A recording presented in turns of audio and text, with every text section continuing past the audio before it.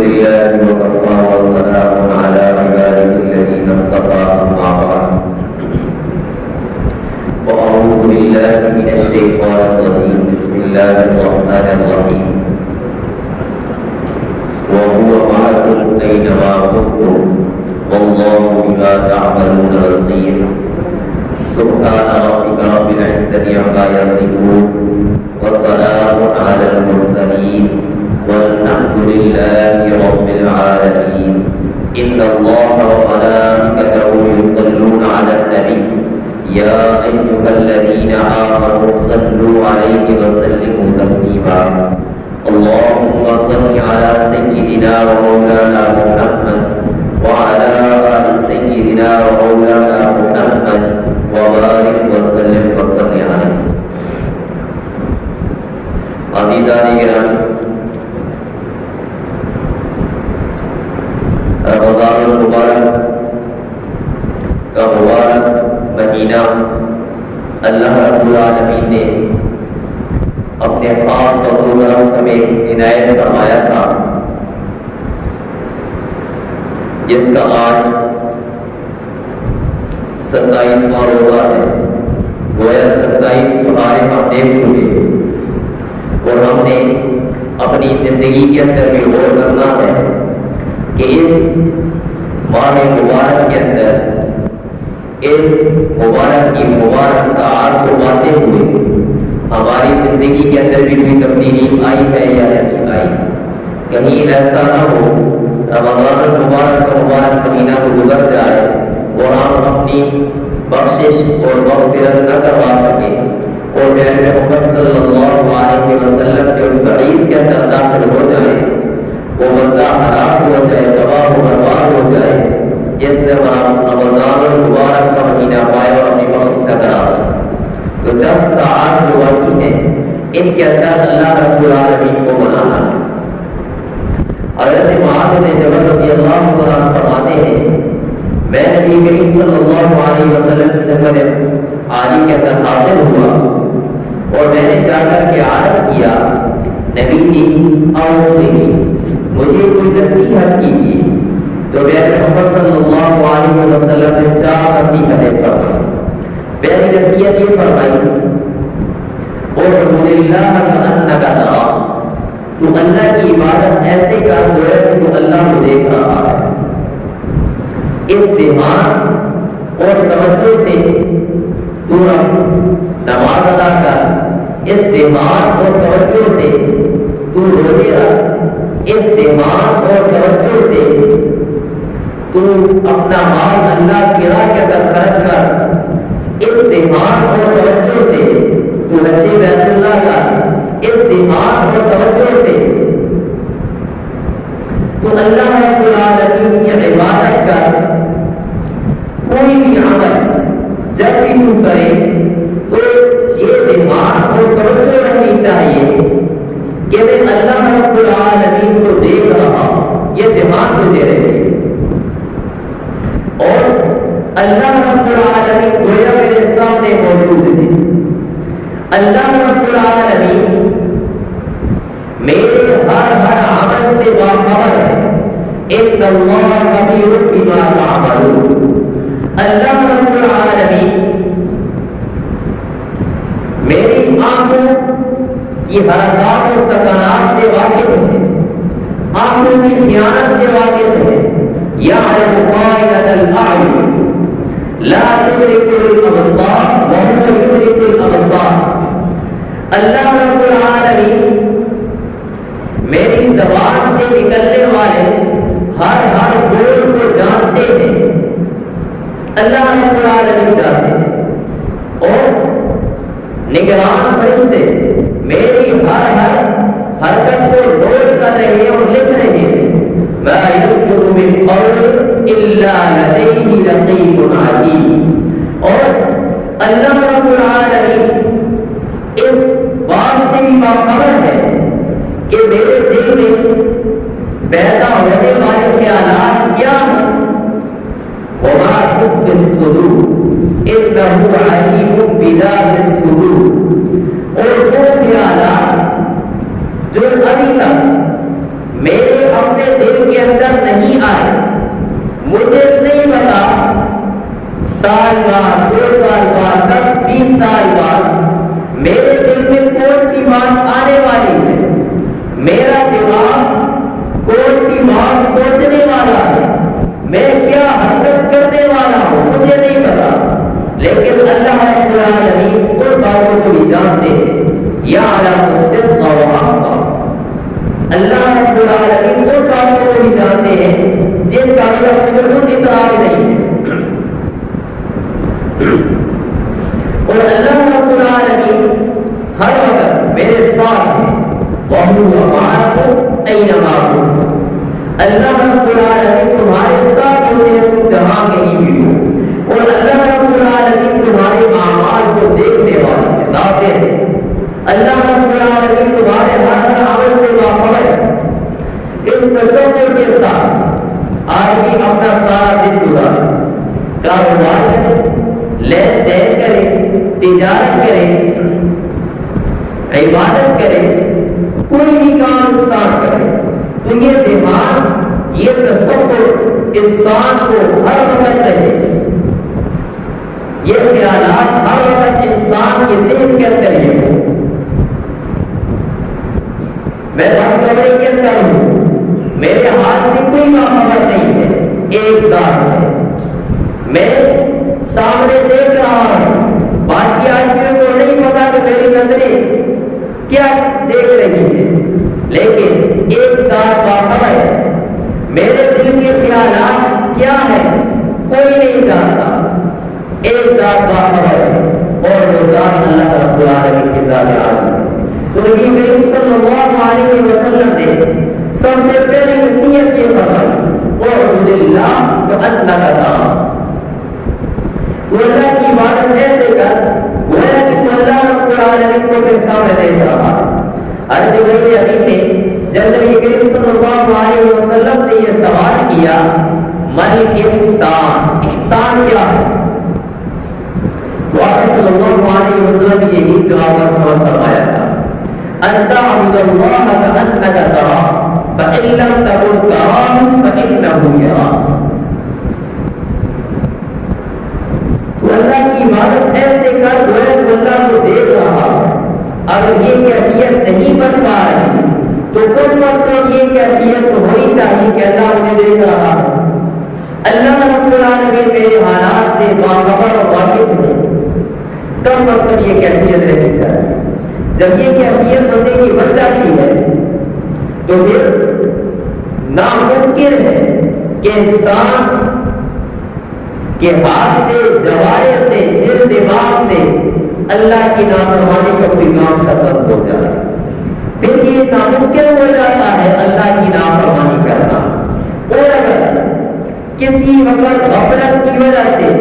نافرمانی ہو بھی جائے تو وہ اللہ رب العالمین توبہ کی توفیق نصیب فرماتے ہیں۔ دوسری نصیحت یہ فرمائی، وَاعْبُدْ نَفْسَكَ بِالْمَوْتِ، اپنے آپ کو تو مردوں میں شمار کر، وَاعْبُدْ نَفْسَكَ بِالْمَوْتِ، تو اپنے آپ کو مردوں میں شمار کر۔ اس کے عنوان میں مطلب بیان کیے، پہلا مطلب تو یہ بیان کیا کہ ہر وقت اپنے آپ کو موت کے لیے تیار رکھ، ہر وقت موت کے لیے تیار ہے۔ جب بھی تو کوئی کام کر رہا ہو، کوئی بھی عمل کر رہا ہو، تو تجھے یہ خیال رہے ممکن ہے یہ میری زندگی کی آخری نماز ہو، ممکن ہے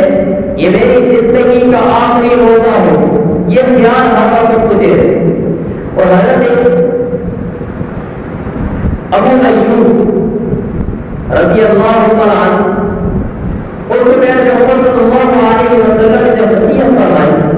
تو یہی نصیحت فرمائی، اذا كنت في الصلاة فصل صلاة وقتها، جب تو نماز کے لیے کھڑا ہو تو ایسی نماز پڑھ گویا تیری زندگی کی آخری نماز، تیری زبان سے جو بھی کوئی جملہ نکلے تو ایسا جملہ نہ نکلے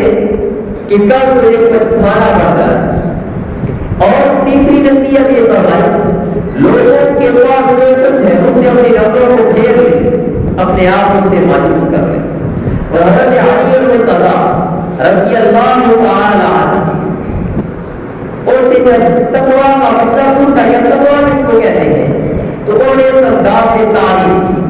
فرمایا الخوف من الجلیل، اللہ کا ڈر دل میں، والعمل بالتنزیل، عمل قرآن مجید کے مطابق، قرآن مجید میں اللہ نے جو کرنے کا حکم کیا جس سے منع کیا عمل قرآن مجید کے مطابق ہونا چاہیے۔ تیسری بات یہ ذکر کی والقناعۃ بالقلیل، جو کچھ اللہ نے تمہیں دے رکھا ہے اسی کے اوپر قناعت کرو، مال بڑھانے کے اندر غلط طریقے اختیار نہ کرو۔ اور میں محمد صلی اللہ علیہ وسلم نے کسی نے اشارہ کیا ہے، فرمایا بندہ اس وقت تک مرتا نہیں جب تک کہ جو اللہ نے اس کے لیے لکھوا دیا ہے جب تک کہ وہ اس کو ختم نہ کر لے، اس وقت تک بندے کی موت نہیں آئی۔ اور فرمایا مال حاصل کرنے میں تو ناجائز ذرائع اختیار نہ کرنا، اللہ کے پاس جو خزانے ہیں اللہ رب العالمین کو اپنی فرما برداری پر عطا کیا کرتے ہیں، حدیث شریف کا مفہوم ہے۔ تو فرمایا تیسری بات والقناعۃ بالمال، اور چوتھی بات یہ ذکر کی والاستعداد لیوم الرحیم، کوچ کرنے کا دن، مرنے کے لیے ہر وقت تیار ہے۔ تو یہ پہلا معنی بیان کیا وعد نفسک فی الموتى۔ دوسرا معنی اس کا علماء نے یہ بیان کیا کہ لوگ تجھے گالیاں دیں یا تیرے تعریفوں کے کل مانے، تجھے ان کی کسی بات کا اثر نہیں لینا چاہیے اور اپنے دل و دماغ میں اپنے ذہن میں یہ بات راسخ کر لینی ہے، اگر اللہ رب العالمین کی کاموں کے اندر میں اللہ کا فرما بردار ہوں، اللہ کی کاموں کے اندر اگر میں نے گناہگار ہوں، اللہ کے کاموں کے اندر اگر میں کامیاب ہوں، اگر اللہ رب العالمین نے میرے لیے جنت کا فیصلہ کر لیا ہے تو پھر لوگوں کی باتوں کے مجھے کوئی پرواہ نہیں ہے، بھلے یہ گالیاں دے، بھلے یہ جو مرضی کرتے رہے، مجھے بھی کوئی پرواہ نہیں ہے۔ اور اگر خدا نہ خواستہ میرا معاملہ اللہ کی نگاہ کے اندر اس کے الٹ ہے، اس کے الٹ ہے، اللہ رب العالمین خدا نہ خواستہ مجھ سے ناراض ہے، اللہ رب العالمین نے میرے لیے جہنم کا فیصلہ کر لیا ہے، تو لوگ بھلے مجھے اچھا کہتے رہے، تعریفوں کے پل باندھتے رہے، تو ان کی تعریفیں کرنا میرے لیے کچھ فائدہ مند نہیں ہے۔ تو گویا انسان لوگوں کے اچھا یا برا کہنے سے ان کا اثر قبول نہ کرے اور ہر وقت اللہ رب العالمین کی طرف اس کا دھیان رکھے، لگا رہے۔ اور تیسری نصیحت نبی کریم صلی اللہ علیہ وسلم نے جو کی، فرمایا وَاذْكُرِ اللَّهَ عِنْدَ كُلِّ حَجَرٍ وَعِنْدَ كُلِّ شَجَرٍ، جب بھی کسی درخت کے پاس سے تو گزرے یا کسی پتھر کے پاس سے تو گزرے، مطلب جب بھی چلتے پھرتے ہر وقت تیری زبان پر اللہ کا ذکر ہونا چاہیے۔ اس کی کیا وجہ ہے؟ اس کی وجہ یہ کہ اللہ نے قرآن مجید میں ذکر کیا کہ یہ زمین قیامت کا دن گواہی دے گی، یوم تحدث اخبارها، یہ زمین خبریں بیان کرے گی۔ اگر اچھا عمل کیا تو وہ بھی ذکر کرے گی، اگر اس زمین پر رہتے ہوئے نمازیں پڑھی یہ وہ بھی بتائے گی، اگر خدا نخواستہ اللہ کی نافرمانی کی تو وہ بھی بتائے گی۔ اور پھر اگر تمہاری زبانوں پر اللہ کے تذکرے ہوں تو تمہارے یہ آثار جوانی قیامت والے گواہی دینے والے ہیں، تاکہ یہ بھی تمہارے حق میں گواہی دیں۔ تمہارے فرشتے تمہارے ہر بول کر رہے ہیں، تاکہ تمہارے فرشتے تمہارے نام اعمال کے اندر اللہ کا ذکر غور کریں اور تمہارا نام اعمال اللہ کی یاد سے بھرا پڑا ہو۔ یہ بڑے بڑے چار گواہ ہیں جو قیامت والے دن گواہی دینے والے ہیں، تاکہ یہ گواہی تمہارے حق کے اندر جائے۔ اس لیے چلتے پھرتے اٹھتے بیٹھتے ہر وقت ہر حال میں تمہاری زبان اللہ کی یاد سے نہ رہنی چاہیے۔ اور فرمایا اللہ کا ذکر کرنے والے لوگ یہ عقل مند لوگ ہیں، عقل مند لوگ ہیں۔ اللہ نے فرمایا اولو الالباب، اللہ نے تو عقل مند کہا ہے جو اللہ رب العالمین کا ذکر کرنے والے ہیں۔ اور چوتھی نصیحت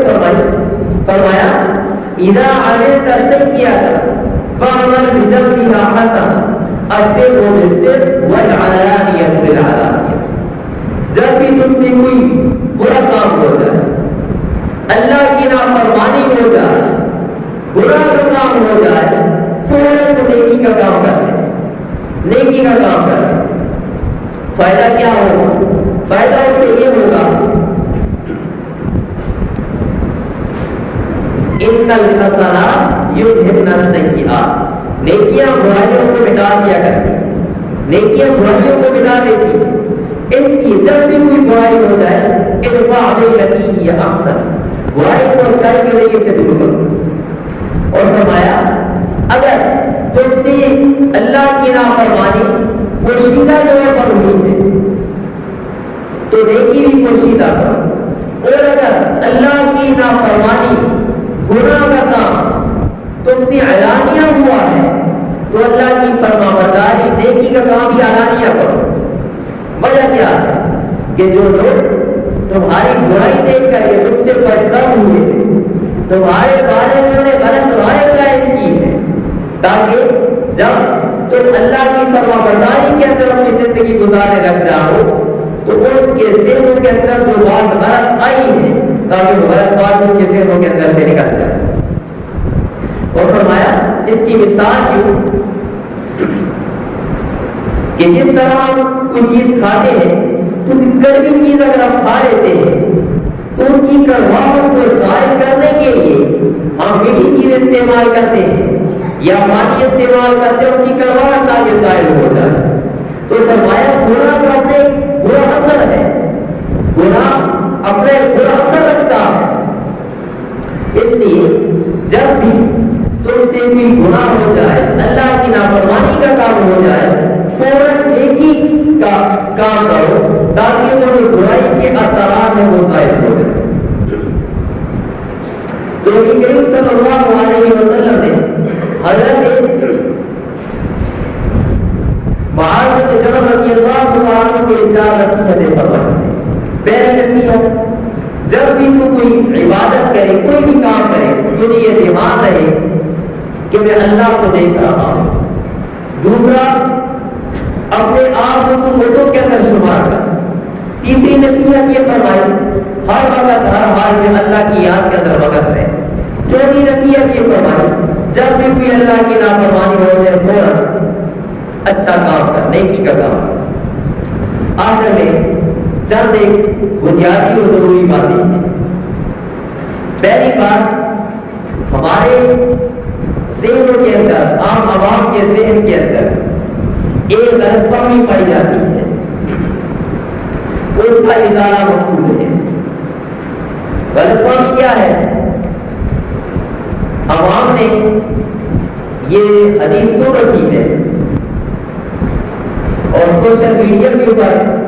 یہ ان دنوں کے اندر کثرت کے ساتھ یہ وائرل ہوتی ہے کہ اگر کوئی بندہ رمضان المبارک کے آخری مہینے کے اندر 4 رکعت کو ایک مخصوص انداز سے ادا کر لے تو اس کی اللہ صاحب کا تمام نمازیں معاف کر دیتے ہیں۔ اس کو قضا نہیں کہا جاتا ہے۔ تو یہ بات ذہن میں رکھنے کی ہے، اس طرح کی کوئی حدیث نبی کریم صلی اللہ علیہ وسلم سے مروی نہیں ہے۔ اور نماز ایک بنیادی عمل ہے، اس کو کسی حال میں چھوڑنے کی اجازت نہیں ہے۔ حتیٰ کہ اگر آپ بیمار ہیں، کھڑے ہو کر نہیں پڑھ سکتے، بیٹھ کر پڑھ لیں، بیٹھ کر نہیں پڑھ سکتے تو لیٹ کر کے پڑھیں۔ اگر وقتی طور پر شدید بیماری کا حملہ ہے یا اور کوئی عذر ہے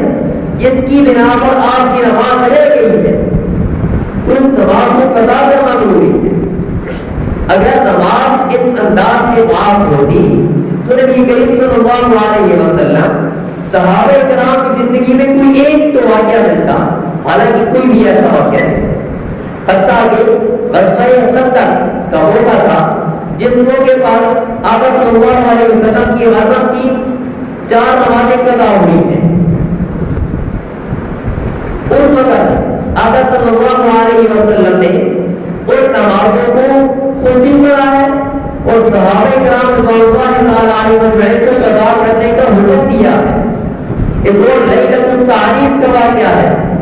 اس موقع پر بھی آقا صلی اللہ علیہ وسلم کی فجر کی نماز قضا ہوئی، صحابہ بھی آپ کے ساتھ ان کی نماز کی قضا ہوئی، تو آقا صلی اللہ علیہ وسلم نے اس فجر کی نماز کو بھی قضا کیا ہے۔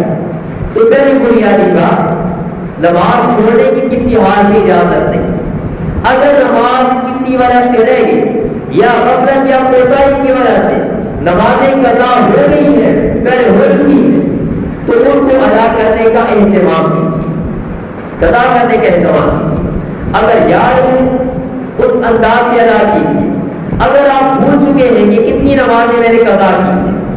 تو آپ غور کیجیے کہ میری کتنی نمازیں رہتی ہیں، 1 سال 2 سال 3 سال 10 سال کتنی نمازیں رہتی ہیں، تو ان کو میرے اس انداز سے ادا کیجیے۔ ہر نماز کے ساتھ فجر کی نماز ہے تو اس کے ساتھ فجر کی نماز ادا کیجیے، اور نیت یہ کیجیے سب سے آخری جو فجر کی قضا میری نماز قضا ہوئی ہے میں اس کو ادا کرتا ہوں، یا سب سے پہلی فجر کی جو میری نماز قضا ہوئی ہے میں اس کو ادا کرتا ہوں۔ اس انداز سے نیت کیجیے اور ان کو ادا کرنا شروع کر دیجیے۔ جب آپ کا دلی اطمینان ہو جائے کہ میری نمازیں الحمدللہ پوری ہو چکی ہے، پھر ان کو چھوڑ دیجیے۔ اور پھر یہ بات بھی ذہن میں رکھیے، بعض لوگ نماز تو پڑھتے ہیں لیکن ابھی میں دکان پر بیٹھنے کی مرتبہ جا کر کے میں مغرب کے وقت پڑھ لوں، تو جان بوجھ کر کے نماز کو اپنے وقت سے ٹال کر کے پڑھنا بہت بڑا گناہ کا کام ہے، بہت گناہ کا کام ہے۔ آقا نے فرمایا جو اس طریقے سے نماز کو ٹال کر کے قضا کر کے پڑھتا ہے، ایک حکم اس کو جہنم میں جلنا پڑے گا، اور ایک حکم قیامت کے 80 سال ہے، اور قیامت کا ایک دن 1000 دن ہے، تو یہ مقدار 2.88 لاکھ سال بنتی ہے۔ یہ جہنم، یہ دنیا کی گرمی، یہ جہنم کا ایک سانس ہے جو ہم سے برداشت نہیں ہوتا، تو جہنم کی گرمی ہم سے کہاں برداشت ہوگی؟ تو اس لیے نمازوں کا اہتمام کر لیجیے، اور رمضان مبارک کے مہینے میں جو کام کرنے کے ہیں ان کو کرنے کا اہتمام کیجیے، اور وہ کام کرنے کے کیا ہیں؟ پیارے محمد صلی اللہ علیہ وسلم کے ارشاد کا مفہوم ہے، لیلۃ القدر کی شب بھی چند لوگ ایسے ہیں جن کے اللہ اس رات کی معافی نہیں کرتے، معاف نہیں کرتے، تو آپ وہ کام کیجئے جن کاموں کی وجہ سے اللہ رب العالمین کی رحمت سے انسان دور ہوتا ہے، تو کام یہ کیجئے کہ ان کاموں کو چھوڑنے کا اہتمام کر دیجئے۔ اور ویسے سب سے پہلا بندہ قضا تعلق کی کرنے والا ہے، رشتے ناطے توڑنے والا ہے، اللہ رب العالمین ایسے بندے کی مغفرت نہیں کرتے، تو صلہ رحمی کرنے والے بن جائیے۔ شرابی، والدین کا نافرمان، خنزیر کھانے والا، حقوق العباد کی ادائیگی نہ کرنے والا، غیبت، یہ بھی بندوں کہا کہ اگر کسی کی ہے تو ایسے افراد کی اللہ رب العالمین لیلۃ القدر میں بھی معافی نہیں کرتے، تو یہ کام کیجیے، اللہ رب العالمین سے معافی مانگیے، اللہ رب العالمین کو راضی کرنے کا کام کیجیے۔ اور ایک اور بڑی بنیادی بات ہے جس کو ہم چاند رات کہتے ہیں، حدیث شریف کے اندر نبی کریم صلی اللہ علیہ وسلم نے اس کو لیلۃ الجائزہ کا نام دیا ہے، اور آقا صلی اللہ علیہ وسلم کے ارشاد کا مفہوم ہے، فرمایا رمضان مبارک کی ہر رات کو اللہ رب العالمین جہنمیوں کو جہنم سے آزاد فرماتے، اور رمضان مبارک کی 29 یا 30 جتنی بھی راتیں ہیں، ان تمام راتوں میں جہنم سے جتنے افراد کو اللہ رب العالمین معاف فرماتے ہیں، ان کی معافی کا اعلان کر دیتے ہیں۔ یہ جو لیلۃ الجائزہ ہوتی ہے، چاند رات جو ہوتی ہے، اس رات اللہ رب العالمین ان تمام کی بقدر انسانوں کی معافی کا اعلان کر دیتے ہیں۔ مثال اگر 29 یا 30 راتوں میں 29 ارب مثال کے طور پر اللہ نے معاف کیے ہیں، تو اس ایک رات میں اللہ رب العالمین اربوں کی تعداد میں معاف کر دیتے ہیں، معافی کا اللہ اعلان کر دیتے ہیں۔ اور ہم سے کیا غفلت اور کوتاہی ہوتی ہے کہ ادھر چاند نظر آیا، ادھر حجام کی دکانیں سج گئی، ادھر چاند نظر آیا، اسی رات کی عشاء کی نماز ہم نے قضا کر دی، اور پوری رات اڈوں کے اوپر، بازاروں کے اوپر محفلیں گرم ہیں، حجام کی دکانیں سجی ہوئی ہیں، اور اللہ رب العالمین نبی کریم صلی اللہ علیہ وسلم کے طریقوں کے خلاف ہم اپنے بال بنوا رہے ہیں۔ اور پھر غضب تو یہ ہے کہ اعتکاف میں بیٹھنے والے افراد 10 دن اللہ کو راضی کیا، صلاۃ التسبیح بھی پڑھی، اللہ کو راضی کرنے والے اعمال کرتے رہے، ادھر چاند نظر آیا، عشاء کی نماز بھی قضا کی، ادھر نکلے فوراً حجام کی دکان پر پہنچے۔ عزیزان گرامی،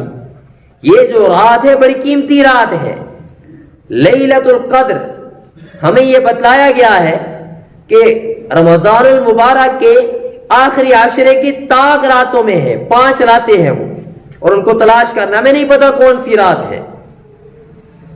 لیکن یہ جو رات ہے یہ تو متعین رات ہے، جس رات میں اللہ رب العالمین نے معافی کا اعلان کرنا ہے، کرنا ہی کرنا ہے، اور یہ ہمیں پتا ہے کہ یہ رات ہے۔ اس سے بڑی غفلت اور کوتاہی کیا ہوگی کہ پتہ ہونے کے باوجود ہم اس رات کو گنوا دیتے ہیں۔ تو اس بات کا اہتمام کیجئے کہ اس رات کو ضائع کرنے کے بجائے اس رات میں بھی رمضان المبارک کی ان راتوں کی طرح جن راتوں میں ہم اٹھ کر کے اس مقصد سے عبادت کرتے ہیں کہ ہمیں لیلۃ القدر مل جائے، لیلۃ القدر کا ثواب ہمیں مل جائے، تو اس رات میں بھی اسی انداز سے عبادت کی جائے، اللہ رب العالمین کو منایا جائے، اللہ رب العالمین کی بندگی کی جائے۔ رمضان المبارک کا آخر ہے، اس موقع پر کرنے کے 2 کام ہیں۔ پہلا کام کرنے کا اللہ رب العالمین کا شکر ادا کرنا ہے، اے اللہ آپ نے اپنے خاص فضل سے یہ مہینہ ہمیں عطا کیا اور اس کی مبارک ساعات سے ہمیں نوازا، اور پھر اس مبارک مہینے میں آپ نے ہمیں عبادات کرنے کی توفیق نصیب فرمائی، آپ کا بہت بڑا شکر ہے، شکریہ اللہ رب العالمین کا ادا کیجئے۔ اور اللہ نے قانون بیان کیا، اگر تم اللہ رب العالمین کی نعمتوں کا شکر ادا کرو گے اللہ اور دیں گے۔ تو نمازوں کی توفیق کا مل جانا، عبادت کی توفیق کا مل جانا، یہ اللہ کی بہت بڑی نعمت ہے، اس پر اللہ کا شکر ادا کیجئے تاکہ آئندہ پورا سال بھی اللہ رب العالمین ہمیں عبادات کی توفیق سے نوازے۔ دوسرا کام کرنے کا استغفار، اے اللہ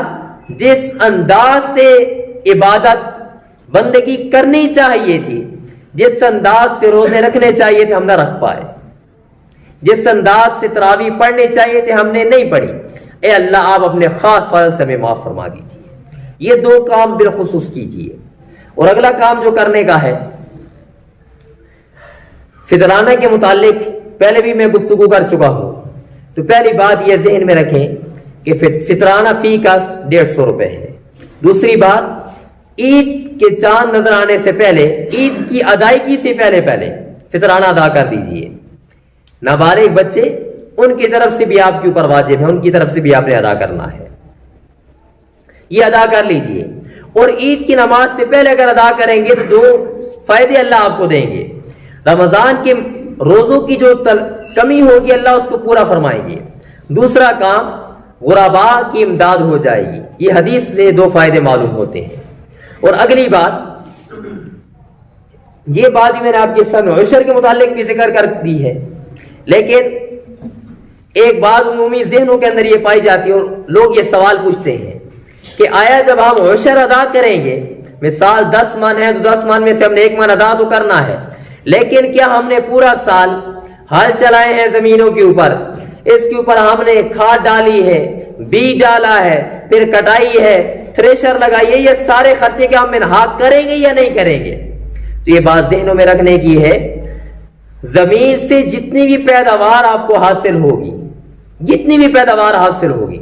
10 من ہے تو اس 10 من میں سے آپ نے 10واں حصہ نکالنا ہے،